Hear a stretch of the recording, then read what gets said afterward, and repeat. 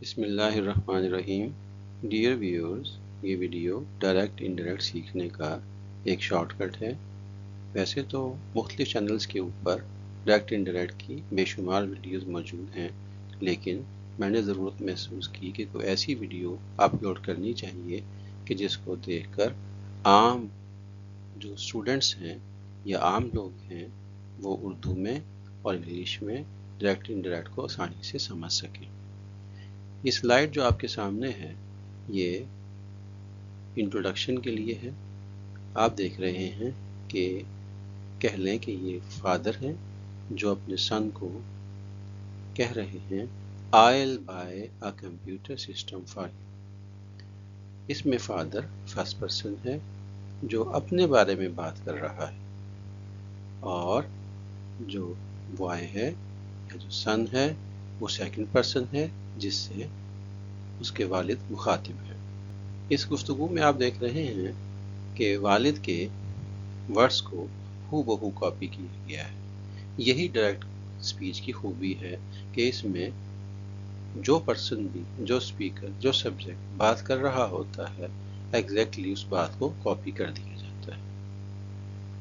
اب یہ اسٹوڈنٹ یا یہ بوائے اپنے والد کی بات سن کر چلا جاتا ہے۔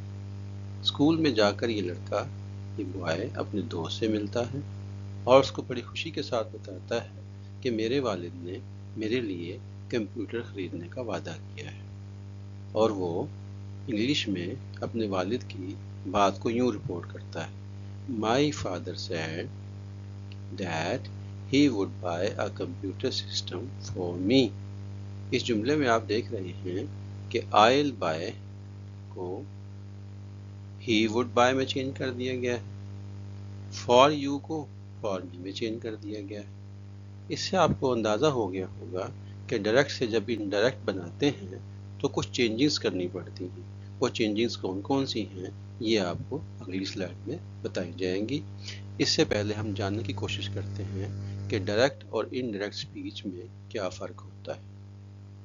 ڈائریکٹ سپیچ میں ایگزیکٹ ورڈز کو رپورٹ کیا جاتا ہے، یعنی کہ اسپیکر نے جو ورڈز بولے ہوتے ہیں انہیں ہو بہو کاپی کر دیا جاتا ہے، جبکہ انڈائریکٹ سپیچ میں ورڈز کو ماڈیفائی کر دیا جاتا ہے، یعنی صرف بات کا مدعا بیان کیا جاتا ہے۔ جو الفاظ اسپیکر کے ہوتے ہیں ان الفاظ کا استعمال کرنا ضروری نہیں، بلکہ وہ شخص اپنے الفاظ میں جا کر آگے اس اسپیچ کو بیان کرتا ہے، لیکن اصل بات کو وہ چینج نہیں کرتا، یعنی کہ بات کا مدعا، یعنی کہ اصل بات وہی رہتی ہے، البتہ بیان کرنے کے الفاظ بدل جاتے ہیں۔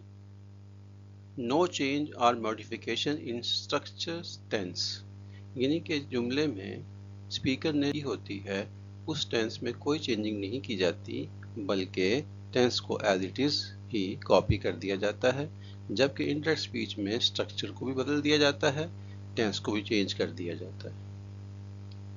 عموماً ٹینس کی تبدیلی اس وقت ہوتی ہے جب ڈائریکٹ اسپیچ میں رپورٹنگ ورب جو ہے وہ پاس میں ہو، ورنہ ٹینس میں چینجنگ کیے بغیر ہی انڈائریکٹ بنا دیا جاتا ہے، یعنی اگر ڈائریکٹ اسپیچ میں رپورٹنگ ورب پریزنٹ یا فیوچر میں ہو تو پھر انڈائریکٹ اسپیچ میں ٹینس کو ایز اٹ از رہنے دیا جاتا ہے، البتہ پھر بھی جملے کا اسٹرکچر چینج کر دیا جاتا ہے۔ جو ایموشنز، جو گفتگو کرنے والے کی ٹون اور جو میسج ہے وہ سیم ایموشنز، ٹونز اور جذبات میں بیان کر دیا جاتا ہے، لیکن انڈائریکٹ بناتے وقت ایموشنز کو انوالو نہیں کیا جاتا اور جملہ پیور اسٹیٹمنٹ کی شکل اختیار کر لیتا ہے، یعنی کہ صرف ایک بیان رہ جاتا ہے، اس میں کسی قسم کے ایموشنز، ٹون یا کسی قسم کے جذبات کا اظہار نہیں کیا جاتا، البتہ جذبات کے اظہار کو ظاہر کرنے کے لیے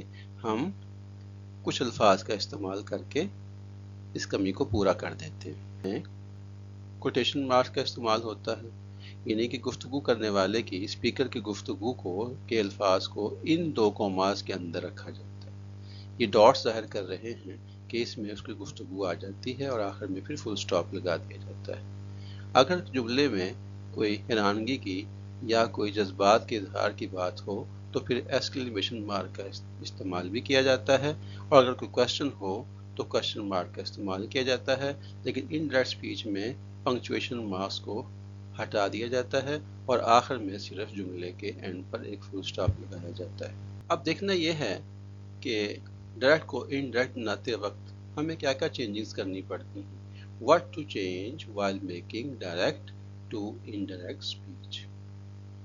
چینج آف پروناؤن کیا جاتا ہے، چینج آف ٹینسز کیا جاتا ہے، changes in time and place reference کیا جاتا ہے، چینج ان ماڈلز یعنی کہ ہیلپنگ ورب میں چینج کیا جاتا ہے۔ اس کے علاوہ رپورٹنگ آرڈرز، ریکویسٹ اور کوشچن میں بھی چینج کر دیا جاتا ہے۔ ان تمام باتوں کو ہم انشاءاللہ نیکسٹ آنے والے پارٹس میں سمجھیں گے۔ فی الحال آپ کو ڈائریکٹ انڈائریکٹ کی انٹروڈکشن دی جا رہی ہے۔ اب ہم ایک ڈائریکٹ اسپیچ کے جملے کو دیکھ لیتے ہیں۔ Visual of direct speech. Direct speech دیکھنے میں کیسی ہوتی ہے، یعنی کہ ڈائریکٹ اسپیچ کا جو سینٹینس لکھا ہوتا ہے وہ دیکھنے میں کس طرح کا ہوتا ہے۔ تو ابھی آپ کے سامنے ڈائریکٹ اسپیچ کا ایک سینٹینس ہے، اس میں آپ دیکھ رہے ہیں یلو کلر کا جو یہ سائن ہے یہ شو کر رہا ہے کہ یہاں سے لے کر ادھر تک یہ ڈائریکٹ اسپیچ ہے۔ اس اسپیچ کے دو حصے ہیں، ایک کوماز سے پہلے اور ایک کوماز کے بعد انورٹڈ کوماز کے اندر۔ کوماز سے پہلے اسپیکر، سبجیکٹ اور رپورٹنگ ورب ہوتی، پھر اسپیکر کے الفاظ ان انورٹڈ کوماز میں لکھ دیے جاتے ہیں جو اس نے ایکچولی بولے ہوتے ہیں۔ مثلا Ahmed said comma inverted commas I shall leave from here today۔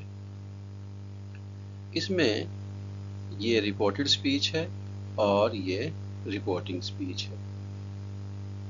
جب ہم ڈائریکٹ کو انڈائریکٹ میں چینج کرتے ہیں تو کچھ تبدیلیاں اس طرح سے ہوتی ہیں۔ یہ دیکھیے وہی جملہ انڈائریکٹ کی فارم میں ابھی آپ کے سامنے پیش خدمت ہے۔ Ahmed told that he would leave from there that day۔ Ahmed speaker ہے، سبجیکٹ ہے وہ ویسے ہی آ گیا، سیڈ کو ہم نے ٹولڈ میں چینج کر دیا۔